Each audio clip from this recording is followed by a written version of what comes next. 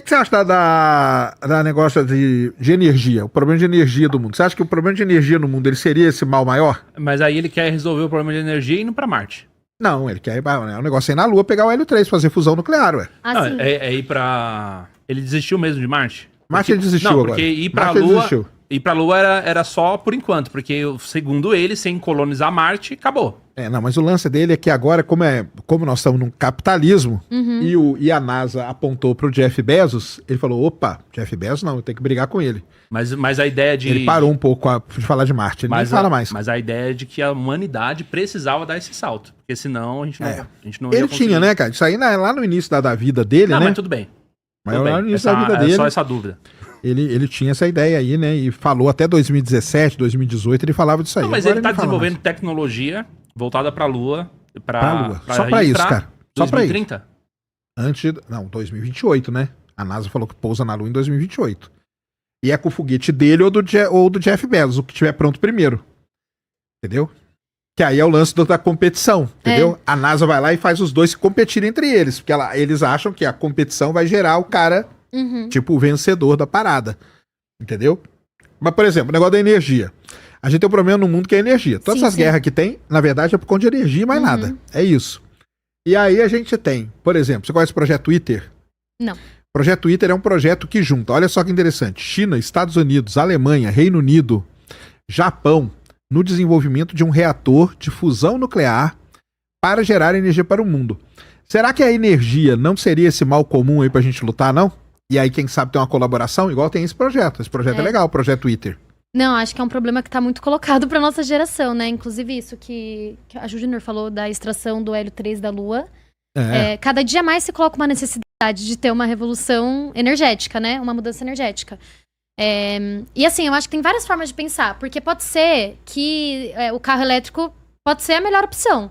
Mas o que a gente tem hoje, por exemplo, O carro é elétrico, viu? Só pra saber. Então, mas o que a gente tem... 100%, aliás. Mas o que a gente tem hoje é uma produção de carro elétrico que se dá... E depois eu quero entrar nesse tema, mas que se dá em cima da extração do lítio, por exemplo. Ah, sim. De forma predatória. O próprio Elon Musk, eu não sei se você viu isso, mas ele é contra o transporte público, né? Que ele fala que ele não acha que não tem que existir transporte público. Não, porque ele é a favor do robotáxi, que é o carro autônomo dele. Mas pra mim, assim, pensar a revolução energética de forma responsável com o meio ambiente passa por pensar como revolucionar o transporte coletivo. Aí o negócio de carro elétrico e bateria é porque aí nós temos um problema tecnológico para ser resolvido. A gente precisa desenvolver uma bateria que não dependa desses elementos. Nós já temos até em Minas Gerais, entendeu? Só um negócio aqui, fazer só um parênteses, né? As terras raras, elas eram conhecidas durante muitos anos como lantanídeos de Minas, porque o lantânio é o principal elemento das terras raras. E lá em Minas Gerais tem startups produzindo bateria de lantânio, entendeu? Aí tudo bem, vai explorar o lantânio, porque aí também não tem como. Alguma coisa nós vamos ter que explorar, não tem jeito. Não, e eu nem sou contra explorar. Mas o lance é esse, entendeu? Assim, o lance da bateria, não, é lítio e tal, porque é uma barreira tecnológica, a gente tem que passar por ela. Estamos passando. E aqui o Brasil é expoente nisso. Tem muita empresa, muita startup em Minas Gerais produzindo, a gente chama bateria de estado sólido, que é diferente do lítio e tudo mais, entendeu? Então isso é um ponto muito, muito, muito interessante, entendeu? Mas eu acho que a energia é um mal maior aí que o mundo pode lutar. Em colaboração, entendeu? Eu acho que passa num ponto que, assim, uma coisa é a gente pensar uma disputa de quem vai chegar primeiro na Lua pra extrair de lá o hélio 3. E aí colocar, sei lá, eu não defendo que a gente chega na Lua pra colocar uma bandeira, seja dos Estados Unidos, seja da China, que vai extrair aquilo e vai servir pros interesses desse país. Tipo, não vai chegar nos países periféricos, ou vai demorar muito, entendeu? Eu acho que esse elemento que você coloca da colaboração dos países é levado num nível superior, se a gente pensa isso de uma colaboração não, mas eu penso num negócio pra todo mundo, pro mundo todo mesmo. Isso eu acho também, que a gente precisa chegar a essas... Mas pra mim, justamente aqui, sob o capitalismo, isso não é possível. Não é. Não é possível. Mas e sobre essa questão, por exemplo, você acha que a gente vai entrar numa crise, tipo, tanto de crise climática, crise energética, você falou da condição dos trabalhadores, essa crise também tende a se agravar ainda mais, e aí entra, sei lá, uma divisão, ou faz a revolução, entendeu? Ou essa crise pode levar para uma coisa até pior, porque vamos supor que o tecnocracismo é pior que o capitalismo. Entendeu? Sei lá. Não. E viver de renda básica universal, e viver e viver sendo controlado por crédito de carbono, consumo de energia, não é até pior. E se você for analisar, querendo ou não, isso vai começar a ser experimentado em alguns lugares. Tentam, né? Com a tecnologia, isso pode se espalhar rápido, entendeu? De uma hora para outra, em poucos anos. Só pra falar que a renda básica universal é testada no Brasil, né, meu amigo? Bolsa Família, essas coisas aí é meio uma renda básica universal, entendeu? Mas eu acho que isso que você falou é bem interessante, porque quando a gente olha, não à toa, vão se criando teorias de ir pra Marte, porque quando a gente olha pro planeta Terra do jeito que tá andando, a gente muitas vezes vê um colapso ambiental, grandes crises, como você colocou, né? É meio que, se a gente olha pra frente, vê isso como sim ou sim. Mas o que a gente, daí que entra o do porquê a gente que é comunista se considera comunista. Porque a gente vê que é ou socialismo ou barbárie. O mundo caminha pra barbárie. Só que o capitalismo, ele faz uma coisa muito interessante, que é que ele cria as suas próprias crises, e assim ele consegue se reestabelecer e... Se retroalimenta. Só que essas crises também cria aquilo que pode ser o fruto da sua própria destruição. Ou seja, né, quando a gente tá falando de uma revolução, ou quando a gente tá falando de grandes crises, o Lenin já dizia, né, que era uma era de crises, guerras e revoluções. Por quê? Porque frente a grandes crises, também saem grandes saídas mesmo dos trabalhadores. Ou seja, eu acredito, eu sempre falo isso... da revolução. Eu sempre falo isso, que eu não acho que eu sou a geração do fim do mundo, e eu acho que várias pessoas, vários meios da ideologia burguesa tentam fazer a gente acreditar que a gente é a geração do fim do mundo. Mas eu acho que a gente pode ser a geração do fim do capitalismo e a geração que vai ver grandes mudanças. Não por um achismo só, mas porque justamente a gente vê um momento de crises profundas que necessariamente demandam saídas profundas dos trabalhadores. Isso é um pouco do que aconteceu na Rússia também.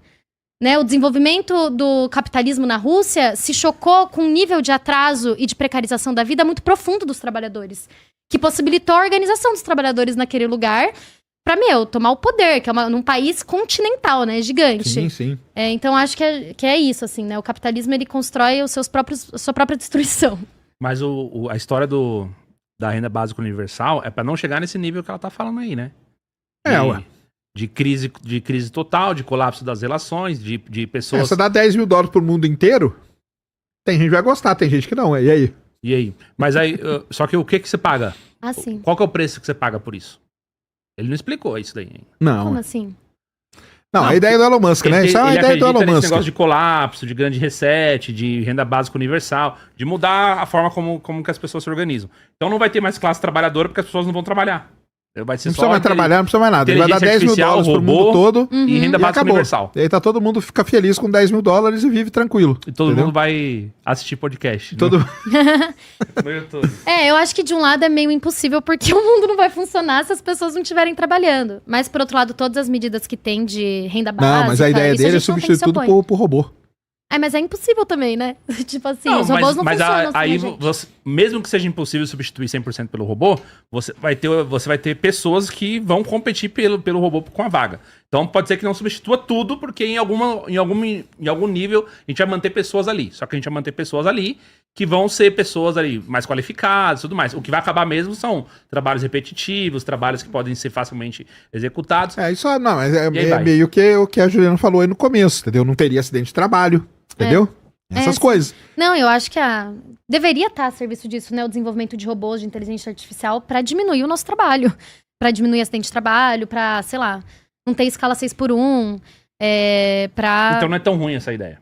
Eu não acho que é ruim. Eu acho que, inclusive, o desenvolvimento tecnológico... É uma visão até meio errada. Até que, assim, porque muita gente pensa que o cara comunista ele é contra qualquer tipo de desenvolvimento. Isso, exato. Mas não é, né?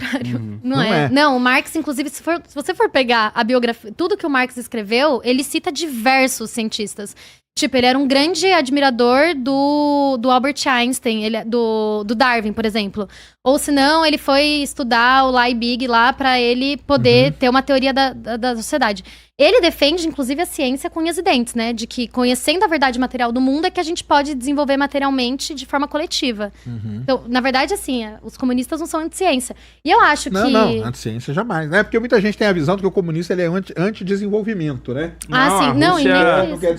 A União Soviética desenvolveu muito. E outra coisa também, né? Esse lance de você partir de um negócio que já existe, né? Você não precisa reinventar a roda. Exato, exatamente. Né? Pra que eu vou reinventar a roda? Não, e sem negar o avanço tecnológico sobre o capitalismo. Porque o capitalismo, ele superou um modo de produção anterior e, de fato, teve avanços. O que a gente discute é a serviço de que tá esses avanços. Agora, obviamente, numa sociedade comunista não vai ser negado tudo que avançou no capitalismo. E eu acho que a inteligência artificial deveria estar sendo desenvolvida para pensar a melhor forma de diminuir os acidentes de trabalho, melhorar as condições de vida, né? O petróleo a gente já usa bastante para isso.